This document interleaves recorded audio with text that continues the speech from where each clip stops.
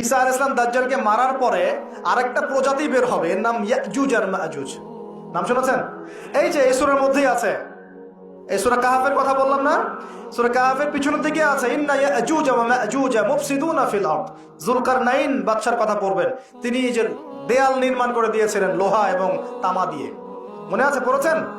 আচ্ছা, এই ইয়াজুজ আর মাজুজ যখন বের হবে পৃথিবীর পানি খেয়ে শেষ করে ফেলে দিবে একেবারে। এর এত বেশি হিংস্র হবে যে এদের সাথে লড়াই করার মতো ক্ষমতা কোনো মানুষেরই থাকবে না। এমনকি ঈসা আলাইহিস সালামেরও নয়। ঈসা আলাইহিস সালাম তুর পাহাড়ে চলে যাবেন মুসলিমদেরকে নিয়ে, তুর পাহাড়ের ভিতরে মুসলিমরা সেখানে লুকিয়ে থাকবে, পৃথিবীর মেসাকার অবস্থা হয়ে যাবে, পৃথিবীর পানি খেয়ে শেষ করে ফেলে দিবে একদম হিংস্র প্রজাতি। তখন ঈসা আলাইহিস সালাম আল্লাহর কাছে দোয়া করবেন, আল্লাহ এই এই বিভৎস জাতিকে ধ্বংস করো।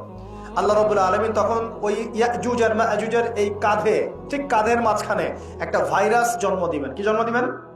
ওই যে বলি না মহামারীর ভাইরাস, অমুক ভাইরাস তমুক ভাইরাস, এই ভাইরাস আরো সামনে আছে বাকি এখন। ওই ভাইরাসে, ওই পোকায়, ওই ব্যাকটেরিয়া বা যেটাই হোক আল্লাহ পাক যাই দিবেন, এতে করে ইয়াজুজ আর মাজুজের পুরো প্রজাতি ধপ ধপ ধপ ধপ করে মারা যাবে। মানে এটা ছোঁয়াচে রোগ হবে। কি রোগ হবে? ছোঁয়াচে। ঠিক যেমন আমরা একটু করোনা দেখলাম না, একজন থেকে আরেকজন, একজন থেকে আরেকজন, এরকম জিনিস চলবে আরো বিশ্বে। আর এখনকার নতুন রিসার্চ হচ্ছে ওই সাইবেরিয়া অঞ্চলের যে বরফগুলো আছে না, ওর নিচে এই 1 লাখ বছর, 1.5 লাখ বছর, 2 লাখ বছর আগের ভাইরাসগুলো নতুন করে জায়গা শুরু করেছে এখন। হ্যাঁ, এগুলো বিজ্ঞানীরা বলছেন যে এগুলো আবার কোন দিন জানি পৃথিবীতে আত্মপ্রকাশ করা শুরু হয়। সবকিছুই ঘটবে। বিশ্বটার খুব রহস্য আছে, বিশ্বটার অনেক রহস্য আছে। আল্লাহ পাক এগুলো খেলার ছলে সৃষ্টি করেন নাই, পরীক্ষা।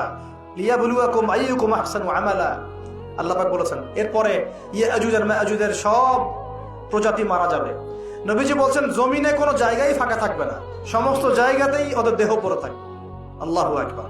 এরপরে ঈসা আলাইহিস সালাম আল্লাহকে বলবেন, আল্লাহ জমিনটাকে পবিত্র করে দাও। আল্লাহ পাক কি করবেন জানেন?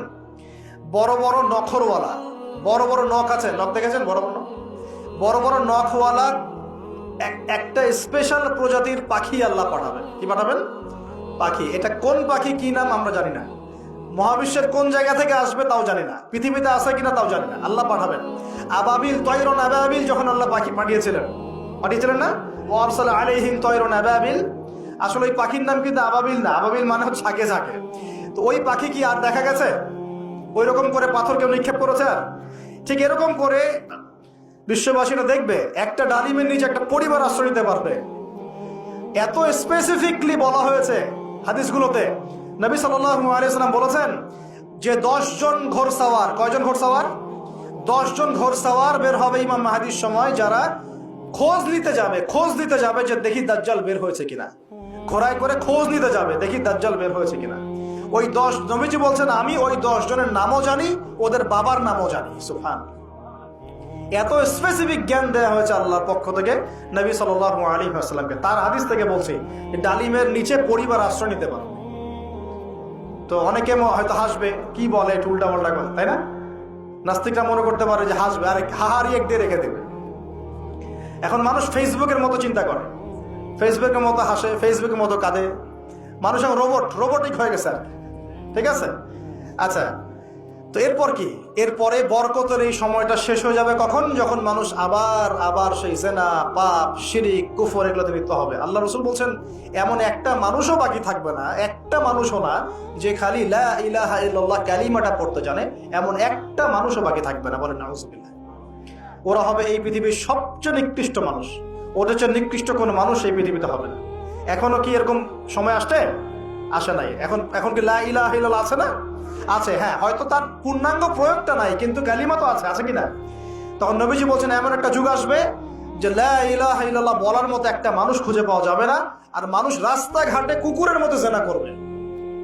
রাস্তাঘাটে কুকুর যেমন সঙ্গম করে না রাস্তাঘাটে, ওই রকম করে মানুষ রাস্তাঘাটে জেনা করবে। ওই সময়ে আল্লাহ রাব্বুল আলামিন পশ্চিম দিক থেকে সূর্য উঠাবেন। কোন দিক থেকে? সূর্য সত্যি সত্যি পশ্চিম দিকে উঠবে। পৃথিবী একদিকে ঘুরছে না এখন, কে জানে আল্লাহ পাক পৃথিবীর ঘূর্ণন থামিয়ে উল্টা দিকে ঘোরাতে পারেন না? অবশ্যই পারেন। আল্লাহ পাকের জন্য এটা খালি বলা, কুন ফায়াকুন, হও হয়ে যাও, ব্যাস। আমি কয়েকদিন আগে রিপোর্ট দেখেছি, পৃথিবীর নিচে কিন্তু আগুনের স্তর আছে জানেন তো? পৃথিবীর নিচে আগ্নেয়গিরিগুলো আছে। পৃথিবীর ভিতরেও একটা ঘূর্ণন হয়, সেই ঘূর্ণনের দিক পরিবর্তন হচ্ছে দিন দিন, এমনটা রিপোর্ট এসেছে। দেখেন, আপনি ইন্টারনেট ঘাটাঘাটি করেন, দেখেন। আর অনেকে রিপোর্ট করছে যে পৃথিবী আগে যে গতিতে ঘুরতো, এখন পৃথিবীর ঘূর্ণন গতি একটু বেড়ে গেছে। দেখেন রিপোর্ট, দেখেন। ঘূর্ণন গতি বেড়ে যাওয়ার মানে হচ্ছে টাইম দ্রুত পাস করবে। আর শেষ জামানার হাদিস এটাও আছে যে সময় দ্রুত পাস করবে, আছে না? এটা হাদিস আসছে। তো প্রিয় ভাইরা, এই সময়ে মানুষ খারাপ হওয়া শুরু করার পরে এমন খারাপ হবে, আল্লাহর নাম নেওয়ার মতো কোনো মানুষ থাকবে না, আল্লাহ আল্লাহ বলার মতো কোনো মানুষ থাকবে না। তখন পশ্চিম দিক থেকে সূর্য উঠবে। কিভাবে কিয়ামত হবে? নবীজি বলছেন, একজন ব্যক্তি পানি খাওয়ার জন্য পাত্রটাকে মুখের সামনে নিবে, পানি গিলতে পারবে না, কিয়ামত হয়ে যাবে। নাউযুবিল্লাহ। ইযা ওয়াকাআতিল ওয়াকিআ লাইসা লিওয়াকাআতিহা কাযিবা আল কারিআতু মাল কারিআ ওয়া মা আদরাকা মাল কারিআ, আছে না? আম্মা ইয়াতাসাআলুন আনিন নাবাইল আযীম। কত সূরা আছে কিয়ামত সংক্রান্ত, পড়ে দেখেন। ইযা যুলজিলাতিল আরদু জিলজালাহা ওয়া আখরাজাতিল আরদু আসকালাহা ইযা আশ-শামসু কুওয়িরাত ওয়া ইযা আন-নুজুমু ইনকাদারাত। এই সূরাগুলো পড়ে দেখেন। আম্মা পারার শেষ পারাটা, যেটা 30তম পারা, এর সূরাগুলো পড়ে দেখেন। কিয়ামত চোখে দেখতে পারবেন ইনশাআল্লাহ। সিংহায় ফুঁক দেওয়া হবে। আল্লাহ পাকের ফেরেশতার এত ক্ষমতা আল্লাহ দিয়েছেন, একটা ফুয়ে পুরো মহাবিশ্ব ধ্বংস হয়ে যাবে ইনশাআল্লাহ। চারটাখানি কথা নাকি? দ্বিতীয় ফুৎকারে আবার সবাইকে জীবিত করা হবে। এবং এই যে দুনিয়ার জীবনটা আমরা কাটাচ্ছি, এই 30, 40, 50, 60, 100 বছরের জীবন, এই জীবনের এক একটা হিসেব আল্লাহর সামনে দাঁড়িয়ে সেদিন দেওয়া লাগবে। অতএব এই দুনিয়ার জীবনটাতে প্রস্তুতি গ্রহণ করি।